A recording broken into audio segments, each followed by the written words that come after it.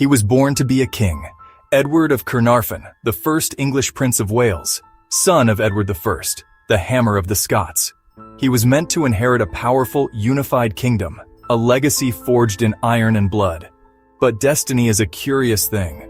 The crown he was destined to wear became a heavy burden, a gilded cage. Instead of glory, his reign would echo with power, betrayal, and horror. From the start, Edward was different.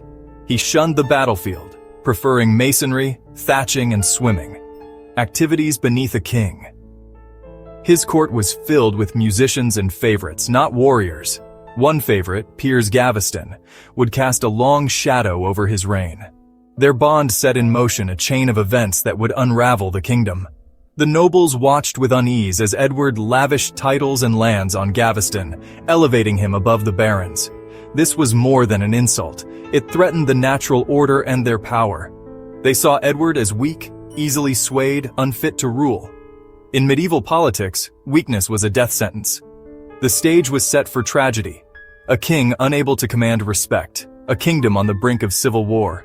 Edward's reign would be remembered not for victories, but for scandal, rebellion, and whispers of downfall. Whispers that would become a roar. Whispers of a king's brutal, legendary end. A legend that begins not on a throne, but in the shadows of a divided court. The story of Edward II is not one of triumph, but of a king undone by his own nature. His fate would haunt England for centuries, and it all began with a king who could not be what his world demanded. Edward II inherited a kingdom on the edge. His father's iron rule left debt, resentment, and high expectations. The barons wanted a warrior king. Instead, they got Edward, who seemed to shrink from his duties. His reliance on Piers Gaveston was the central grievance. The barons forced Gaveston into exile 3 times, but Edward always brought him back, defying his nobles. This isolated Edward, creating powerful enemies. The political climate grew colder. The war with Scotland failed disastrously at Bannockburn, a national humiliation. Edward returned a failure, his authority shattered. The barons, led by Thomas of Lancaster, seized control and executed Gaveston without trial. Edward became a puppet, his reign defined by loss. He lost the respect of his nobles, the love of his people, and soon the loyalty of his own wife. The kingdom fractured, famine spread, and whispers of rebellion grew. Edward was king in name only, surrounded by shadows. His downfall was no longer a question of if, but when. The storm was gathering. Every betrayal needs a villain. In Edward's story, it was his wife, Isabella of France. She arrived as a young, intelligent bride, but history would call her the she-wolf of France. Years of neglect and humiliation at Edward's court hardened her resolve. The final blow came with Hugh Despencer, Edward's new favorite, who seized Isabella's lands and power. Isabella became a prisoner in her own court, her children taken from her. Her love turned to hatred, and hatred to ambition. Sent to France to negotiate, Isabella refused to return. She found an ally and lover in Roger Mortimer, an exiled nobleman. Together they plotted the unthinkable, the invasion of England, and the overthrow of a king. In 1326, Isabella and Mortimer landed in England with a small force. They didn't need a large army. The kingdom was ready to rise against Edward. Nobles flocked to Isabella's banner. Chaos erupted. Edward and Despencer fled, but there was nowhere to hide. The king who lost his barons, his people, and his wife was now a fugitive. The hunt was on. For Edward, the end was near. Isabella's ambition had become a revolution. The she-wolf was unleashed, and England would never be the same. The king's world collapsed in days. The betrayal was complete. The crown was within Isabella's grasp. Edward and Despencer were captured in Wales. Their escape failed, and the kingdom turned against them. Despencer was executed in a spectacle of brutality, signaling the end of the old regime. But what to do with the king? Executing a monarch was unthinkable. Edward was imprisoned at Kenilworth Castle, his fate in the hands of his cousin, Henry of Lancaster. A delegation offered him a choice: abdicate in favor of his son, or risk the throne going to his enemy, Mortimer. Broken and alone, Edward wept and surrendered the crown.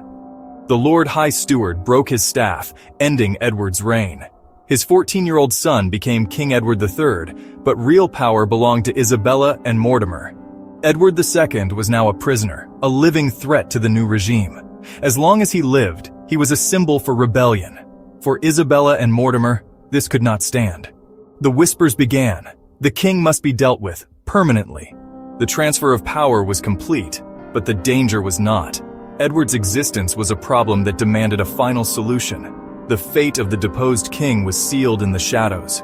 The legend of his end was about to begin. The king was gone, but his story was far from over. After abdication, Edward was moved to Berkeley Castle, under Mortimer's loyalists. Rumors swirled, stories of mistreatment, psychological torment, and attempts to break his spirit.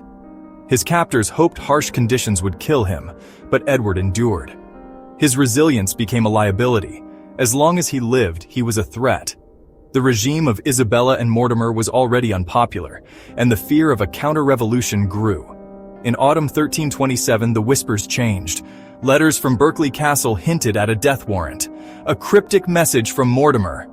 "Do not fear to kill the king, it is good." On September 21, 1327, Edward II was declared dead. The official cause, natural death. His body was displayed and given a grand funeral, but few believed the story. How could a robust man die so suddenly? The secrecy, the rumors, and the convenience of his death pointed to a darker truth. The whispers did not stop. They grew into a legend, one more horrifying than the truth. Edward's death became a story no one could ignore. The legend was about to take on a life of its own. The official story of Edward's death was too convenient. England craved a tale that matched the drama of his reign, a story of divine retribution. The legend spread. Edward II was murdered with a red-hot poker, a punishment for his alleged sins. Chronicler Geoffrey Le Baker described assassins pinning Edward down, inserting a horn, and thrusting a red-hot iron inside him. His screams, it was said, echoed beyond the castle walls. The story was shocking, but it served a purpose. It turned Edward's political failure into a moral fable, a sinner punished for his deviance. The method fit the crime in the eyes of his enemies. The legend painted Mortimer as a monster, justifying his later execution. The tale became accepted fact repeated for centuries. It was dramatic, moralistic, unforgettable. But was it true? Or was it brilliant, brutal propaganda? The story was more powerful than the truth, and it would define Edward's legacy. For centuries, the red-hot poker story was accepted as truth, but modern historians have unraveled the myth. The detailed account came decades after Edward's death. Earlier sources mention only murder, not the method. The story grew more grotesque over time, serving political agendas. It justified Mortimer's execution and reinforced Edward's image as a sinful king. The likely reality? Edward was suffocated, quietly, efficiently, leaving no marks. The poker story was a later embellishment, a tool of propaganda. Some even claim Edward escaped and lived in Italy, but evidence is thin. The truth is murky, built on rumor and incomplete records. The legend endures because it's a better story. History and myth blur, and the line between them is thin. What really happened at Berkeley Castle may never be known, but the myth has outlived the man. Why do we believe in monsters? The legend of Edward II reveals the power of storytelling. In the medieval world, history was shaped into moral lessons. Edward's death became a warning about favoritism and immorality. The legend transformed a messy political reality into a simple, powerful narrative. Edward became a symbol of sin, Isabella and Mortimer, instruments of justice. The poker was not just a weapon, but a symbol of hellfire. Legends forge meaning from chaos, making sense of a king's violent end. The story persists because it's more compelling than the likely truth. It taps into our fears. Betrayal, torture, hidden justice. The legend endures not for its truth, but for its power. Sometimes the best story wins. Edward's fate is a testament to the triumph of myth over fact, and a reminder that history is often written in whispers and shadows. We are left with a ghost, Edward II, overshadowed by the legend of his death. Was he a weak, sinful king, or a man unsuited for his brutal age?